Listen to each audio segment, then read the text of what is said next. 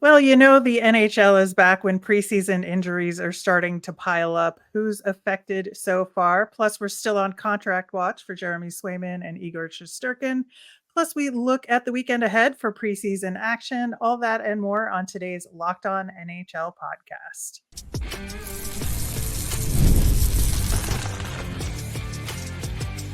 You're Locked On NHL, your daily podcast on the National Hockey League. Part of the Locked On Podcast Network, your team every day. Happy Friday, everyone, and thanks for making Locked On NHL your first listen every day. I am Rachel Donner from Locked On Flyers. I'm here each and every Friday with Gil Martin of Locked On Islanders. Today's episode is brought to you by FanDuel. Place your first $5 bet and you'll get started with $200 in bonus bets guaranteed. Visit FanDuel.com to get started. You can find our show over on YouTube or on the SiriusXM app or anywhere you listen to podcasts. Subscribe to get our latest episode as soon as it's available here on the Locked On Podcast Network, your team every day. Gil, how we doing? We're doing well. Happy to see the season getting closer and closer. And we're getting to that point where preseason games, you really start to look more at some of the guys who are going to stay on the roster. So that's also kind of a fun time. Yeah, unfortunately, with the return of actual games comes some injuries that pop up, and it'll be interesting to see how some of these injuries and illnesses, which we'll get into, are affecting the teams. John Gibson, actually, speaking of illnesses, had appendicitis, so he's out 3 to 6 weeks for the Ducks. And it just seemed like kind of weird just because Caden Gooley had appendicitis recently for the Habs. And I didn't know if this was like a pattern or something or like a very weird pattern, but it's not contagious, I assure you. It is not. And as somebody who has had their appendix removed, I can say that it's usually not a big deal, but it is in the abdominal area. So it does take a little bit of time to recover from that. And I'm sure it's different for a goalie than it is for a skater in terms of that recovery. It jogged my memory that there was an article way back on Sports Illustrated about the all appendectomy team for the NHL. And so I was curious if John Gibson would have been the goalie for that team, but I don't think so because Grant Fuhr was on the list. Yeah, that Hall of Famer, no competition. Yeah, absolutely. But Patrick Sharp, Jordan Eberle, Mike Modano, TJ Oshie, Paul Stastny, Brad Richardson, all guys with you win a few games with that roster. Yeah, I think so. I just thought it was kind of funny that there was actually somebody put that article together. I wish I could give them credit, but it was an uncredited article on the website for SI. But in addition to that, Alex Pietrangelo had his out last spring, so yeah, just seems like a bunch of NHL players getting their appendices out. As far as regular injuries go, Auston Matthews did not play last night with an upper body injury. They're saying it's precaution, but you never know with these things, right? You never want to hear that your best player or one of your best players is out for any reason, even in a preseason game. I'm sure they are going to take every precaution. I mean, why have him out there in the preseason when the games don't count? It's not like you're worried that Auston Matthews is not going to be ready to start the season, mentally or anything like that. So I understand that, but if you're a fan, it is sort of, in the back of your mind. And, Craig Berube, it's just an upper body thing, nothing serious. You hate to hear that in the sense that you always wonder if they're telling you the truth.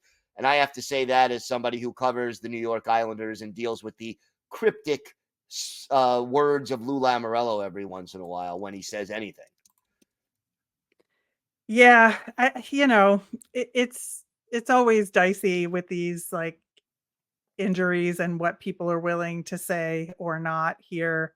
As we know from earlier this week, Evander Kane had surgery out 5 to 6 months with, abdominal issues, sports hernia, amongst other things. That is, unfortunate for the Oilers here as they're getting their season together. Drew Doughty, lower body injury that may be a little bit more serious that could affect the Kings.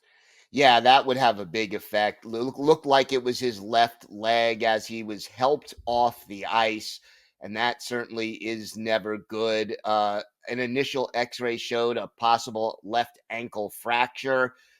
That's, again, not what you want to hear. He's 34 years old. Always, even at this stage in his career, he is one of the keys to the Kings' success. So you just don't want to see him out for an extended period of time.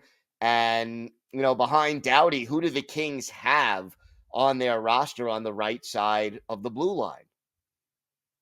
Yeah, I think, that's a big question. And he's such a big leader on that team. And, how long is he going to be a part of that team moving forward? So I think that it is a big deal for the Kings this early in the preseason. Yeah, I mean, you don't know how long it's going to be out. If it is a broken bone, we're not talking, a week or two. We're talking a longer time period. And while you'd rather have a player miss games in October than in, March or April, you never want to lose a great player and a leader like Drew Doughty. Yeah, I mean, Brant Clark, I think is not a Drew Doughty type player, but is there on the right side. Will maybe move up. Jordan Spence is underneath him on the right side. So just like it's a next man up situation, right? Yeah. So then what? Kyle Burrows steps up notch, and he gets more ice time. Yeah. Yeah, Those guys, they're fine, but they're not Drew Doughty. that is correct. So I think that's part of it. And it didn't just stop with Drew Doughty for the Kings. Arthur Kaliyev is out indefinitely with a fractured clavicle. So that's not great for the Kings. No, and that it's just a painful injury.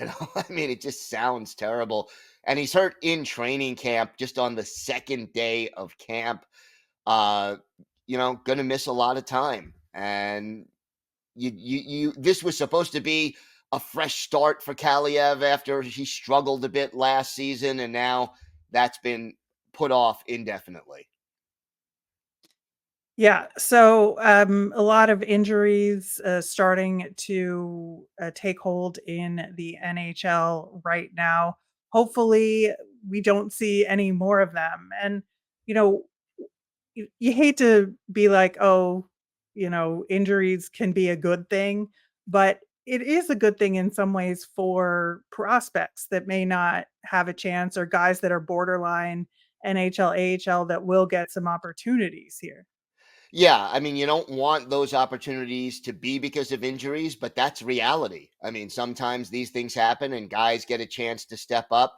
Sometimes you find a diamond in the rough, a guy who you may not have played hardly at all, and then they get more minutes and they get a bigger role and they take to it and their career takes off from there. But at the same time, you want your best players out there on the ice. So it's a tough situation, and there's always that tension in the preseason where you want to get your guys ready for the season. You want to get them to experience as close as you can get to game conditions. I mean, a preseason game is not quite a regular season game, but it's more than a scrimmage or a practice. But then you don't want them getting hurt in a meaningless game either. Yeah, and I've heard guys talking in like post-game interviews during these preseason games about what the level of physicality is because nobody wants to get hurt. Nobody wants to be responsible for somebody getting hurt in the preseason, and it is like a really delicate line to toe here, especially if you're a guy looking to try and win a job. You know, Right. For the veteran players who are established, they're just trying to get in shape. They're just trying to get their timing back. But for guys who are on the fence with jobs or who are trying to establish a role on a team, they're playing for their careers in some instances. And, the level of intensity is not the same across the board. It is not. And so I think it'll be, a storyline to watch for the rest of the preseason as far as injuries and how they're affecting teams. There's another issue affecting teams, and that is contracts, which is always, the downside to sports. It's the least fun side, but has a huge impact on rosters, and especially with the salary cap in the NHL, it can be a big deal. We're going to talk about two of the big contracts and some more contract updates around the NHL.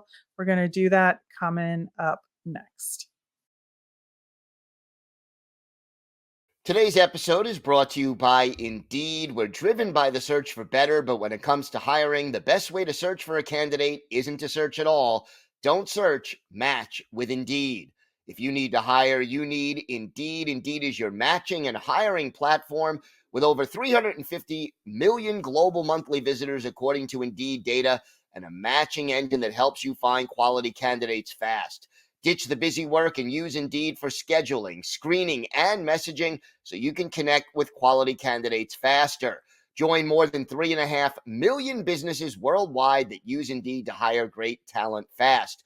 And listeners of this show will get a $75 sponsored job credit to get your jobs more visibility at Indeed.com/lockedon. Just go to Indeed.com/lockedon right now and support our show by saying you heard about Indeed on this podcast. Indeed.com/lockedon. Terms and conditions apply. Need to hire? You need Indeed.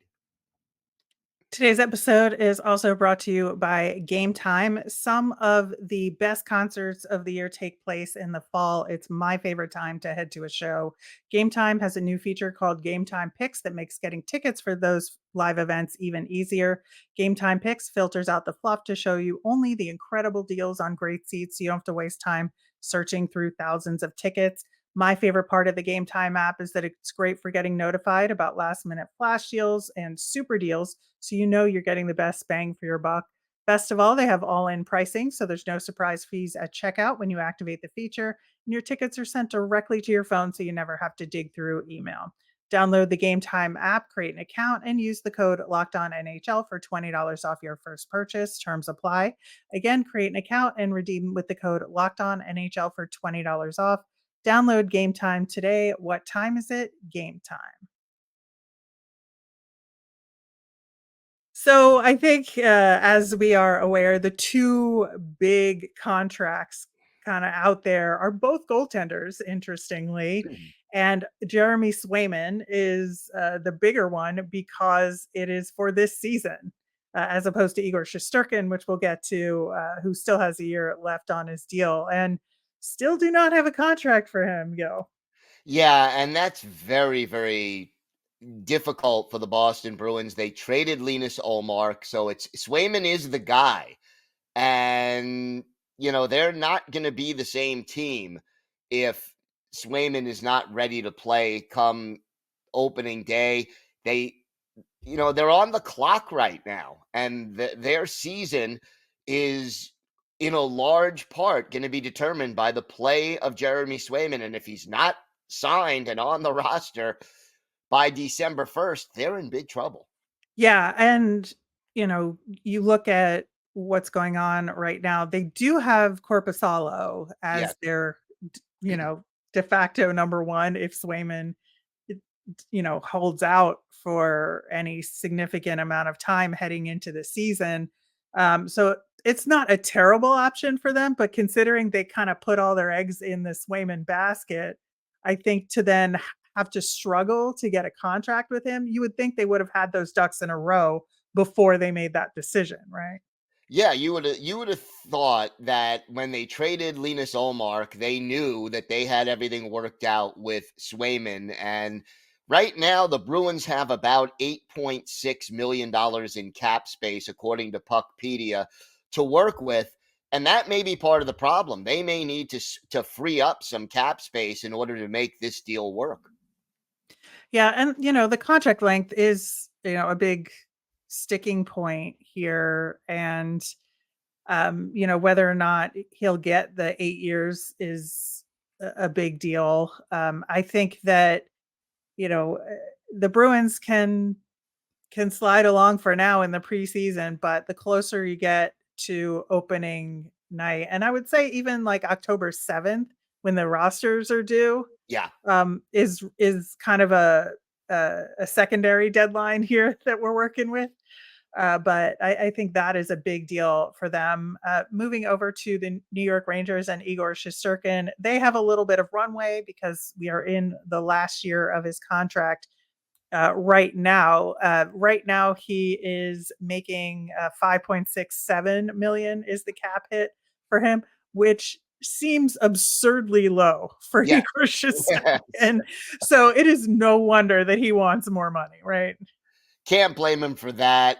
And, the latest news that came out, according to TSN's Pierre LeBrun, is that the Rangers are willing to pay him more than the $10.5 million a year that Carey Price is being paid, even though he's not playing. But, that's the benchmark for goalies right now. Shesterkin, he's elite. I don't think there's any doubt he deserves to be among the top paid goalies in the NHL. The question obviously is then figuring out the length of the deal and then putting, pen to paper and getting it done. And let's face it though, here's the thing in the back of your mind with any goalie. If you're looking to sign a goalie to that 8-year maximum length deal, with injuries, it's a risk. Goalies, they're going to get hurt, I think, and you depend on them more than any individual player. It's a bigger risk to sign a goalie to that 8-year deal. Yeah, it really is. And you look at that Carey Price contract, and like the risk did not pay off. That's No, for sure. no. So I think it's tough, but I absolutely think that Shesterkin deserves a Carey Price like contract. Oh, So, absolutely. If anybody so does. it is a conundrum to say the least because he deserves it, but it almost guaranteed will not pay off in the long run. It'll pay off in the short run, which is what the Rangers want, right? Because that's where they are. They're primed to potentially win a cup over the next couple of years. So why not go for broke with it, but then literally go broke with it? Right. Right? The words were well chosen. And Yeah. then just to put a little more pressure on the whole situation, Shesterkin is basically saying if the deal isn't done by the time the season starts, we're not talking until the season is over. So, I mean, his agent, Yeah. not stupid, putting a little pressure there. And believe me, what would the New York Rangers do come the trade deadline if they have no deal in place with Igor Shesterkin? They're not going to trade him. He's the franchise Are goalie. they well, and But that's what makes some of the churn so interesting yes, because you look at, all these articles about potential trade destinations for Igor Shesterkin, and it right. is absolute bonkers nonsense to think about it that way, I think. I mean, you have to, like, for the content, of course, but, like, I think that realistically, like, it's just not gonna happen.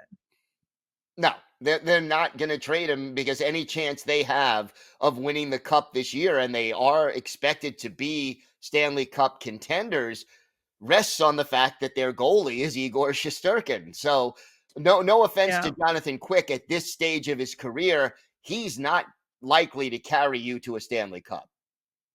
No, I mean, stranger things have happened in Yes, hockey, but I just don't see a world in which that happens. I think that the Rangers would have to be scoring like an average of 4 to 5 goals a night in order for that to even have a shot at happening. But yeah, it is a really interesting situation between both of these teams and what their future looks like, especially the Bruins. I would say are in a very bizarre circumstance this season, just in terms of knowing who they are and what is this team? Are they too stuck in the past? Are they looking toward the future? Their prospect pool is like one of the lowest rated in the league right now. So like I think both of these teams are in precarious positions with goaltending, but for very different reasons. Yeah, and at least the Rangers have a year to fall back on. I think that makes a huge difference. And Huge Shesterkin said difference. he'll play this year. So, you don't want him hanging with no contract for next year, but you can deal with that next summer if you really need to. But, right now the Bruins, it's put up or shut up time for Boston, and they really need to figure out, who their goalie is for this year, and they need to sign Swayman. Yep, they do. Another bit of contract news out there. Ryan Johansson had been traded to the Flyers last season. They put him on unconditional waivers in August to terminate the contract because of a material breach that we do not know the details of that material breach. So they waived him, they terminated the contract. Ryan Johansson said no. And through the NHLPA, they officially filed the grievance against the Flyers, thinking that this contract was terminated unfairly. And so there's going to be a process in the NHL to determine whether or not there was a material breach of the contract. And if, the Flyers owe him money, in turn, the Nashville Predators, who retain salary, owe him money, and what the effect will have on the Flyers cap, which is honestly the biggest part of this. I mean, if he gets his money, that's fine. Like, I don't think the Flyers care about that as much as what the cap hit is going to be, because that'll severely affect what the roster might be. Yeah, the cap hit is the key short term, especially for the Philadelphia Flyers. And then as far as the players are concerned, the precedent that this sets when a team can Yeah. fairly terminate a contract matters. Of course, we don't know any of the details as to why they're trying to terminate the contract, but whether or not whatever Ryan Johansson did or did not do constitutes a material breach is the issue at hand. Yep, absolutely. All right, to be continued on that front. In the meantime, the NHL marches on, and we have a weekend ahead of some great preseason action, including the beginnings of the Global Series, and we will get to that coming up next. Today's episode is brought to you by your friends at FanDuel. Hey, NFL fans, you can start the season with a big return on FanDuel, America's #1 sportsbook. So when you get a hunch in the middle of the game, you can check out the latest stats, view live play-by-play, and so much more on the same page where you place your bets. You'll get started with $200 in bonus bets guaranteed when you place your first $5 bet. And this is a great time of year. So much to bet on. You've got, baseball playoffs coming up soon, college football, pro football in full swing, hockey fans, preseason hockey, hockey futures. It's all there. And check out the latest odds on FanDuel. So again, get started with $200 in bonus bets guaranteed when you place your first $5 bet. That's FanDuel.com. FanDuel, America's #1 sportsbook. The Global Series this year is kicking off this weekend. Now, the official regular season games aren't until next weekend, October 4th and October 5th, between the Sabres and Devils. But the Sabres are playing a preseason exhibition game against Red Bull Munich in the German league today at 2:30 Eastern time. So depending on when you're listening to this, you may or may not have missed the game. But I think, it's a fun thing that they do. They've done this in the past where they have the NHL team play one of the local teams. Yeah, and I always like that. It's a different feel. It's a different experience. And it's also good to get the NHL teams used to the different size rink. Yeah, and I think, it's always fun for the local team fans, and hockey fans in Europe tend to act more like soccer fans Right. than, we do in North America. So you get chants, there's scarves, there's banners. It's just a whole different atmosphere, and I love European sports for that reason. It's a fun thing to be a part of, and it's a great experience for these players. Yeah, it is. Also, this weekend, Craft Hockeyville is having their official game. It's going to be in Sudbury, but it's to honor the Elliott Lake community up there, and that'll be between the Ottawa Senators and Pittsburgh Penguins. Lineup to be determined for that game, but it's always fun to get these guys into a smaller local rink. Yeah, there's a great feel to it, and to be able to see NHL players up close in a small rink like that, couldn't do that anywhere but Arizona, and that's not happening anymore now anyway. Right. I think that it's a, you know, I get sad about that, but you get excited for the Utah folks at the same Yeah, time. So yes. it's a little bit of a mixed bag. Now, another game tonight that we're keeping a watch on, and as of recording, don't have a definitive answer yet. But according to Jay Recker in Florida, who's a radio host down there, the Lightning communicated that they will be playing the game against the Predators, but it'll potentially change. So who knows what's going to happen there. The Predators have to be able to get into town. Obviously, we know from Hurricane Helene, there was a lot of flooding down there, and they may not want to risk like staff and whoever to run the building to come out there. They did cancel Tampa Bay Rowdies match there in town. So I think, it's a question mark, but one of the reasons why people may have been looking forward to this game, obviously, is this would have been the return of Steven Stamkos to Tampa. Yeah, I mean, the unofficial return, but the return nonetheless. Yes. And, you know, I'm sure Stamkos was looking forward to that experience, but safety has to come first, and we'll see if can the Predators even get into town? Right. So that is to be determined. But if the game does move forward and we see Stamkos in the lineup, it could be a really interesting experience for him and for fans of both teams, for sure. Yeah, adds a little juice and certainly a lot of sentiment for Steven Stamkos after spending his entire career so far with the Lightning until this season. Yeah. So, other than that, ironically, the Florida Panthers were playing the Hurricanes tonight. Just a Florida team playing a team called the Hurricanes in the aftermath of a hurricane in Florida. Just Timing, yeah. timing is everything with that one. And I think that, of the other games that are taking place tonight, Chicago is in Detroit. That should be an interesting matchup there, as well as the Devils facing your New York Islanders. Yeah, that first home preseason game for the Islanders, and we'll see how they handle that. Devils haven't won a preseason game yet, and they're getting ready to head over to Europe, so it'll be interesting to see how they handle it.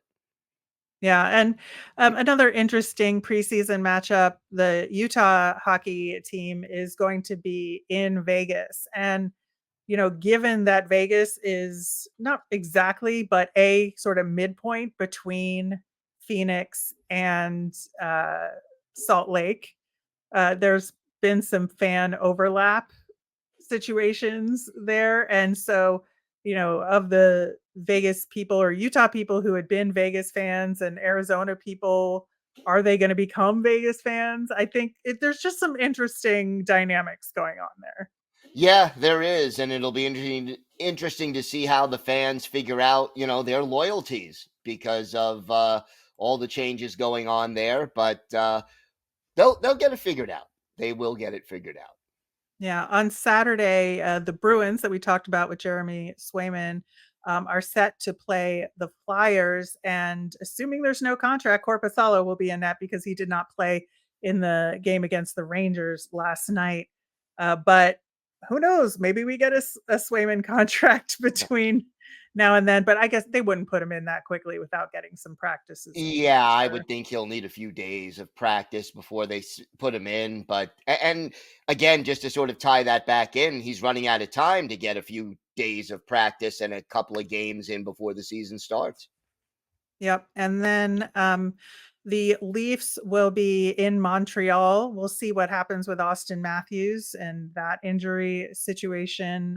It is the preseason, so he can skip that game, but we shall see. I think, looking at the rest of the weekend, a slow Sunday, other than those Kraft Hockeyville games. The other one, Utah and Colorado are playing that day as well. And then Dallas and Minnesota are playing on Sunday. So it's kind of a quiet Sunday, obviously, with the NFL going on. Yeah, they're trying to keep it as basic as they can and stay away from direct competition. Look, you don't want to play in an empty building. Preseason games are typically not always well attended anyway. Makes sense. Yeah, absolutely. All right, that will do it for today's show. Thanks so much for listening. Gil will be back on Monday talking to a few hosts from around the Locked On NHL network about the latest goings on with their teams. And we will be back next Friday to talk more about the Global Series kicking off the NHL season next weekend. Thanks for making Locked On NHL your first listen today. Now go check out the Locked On NHL Prospects podcast covering the future stars of the NHL all year long, part of the Locked On Podcast Network, your team every day.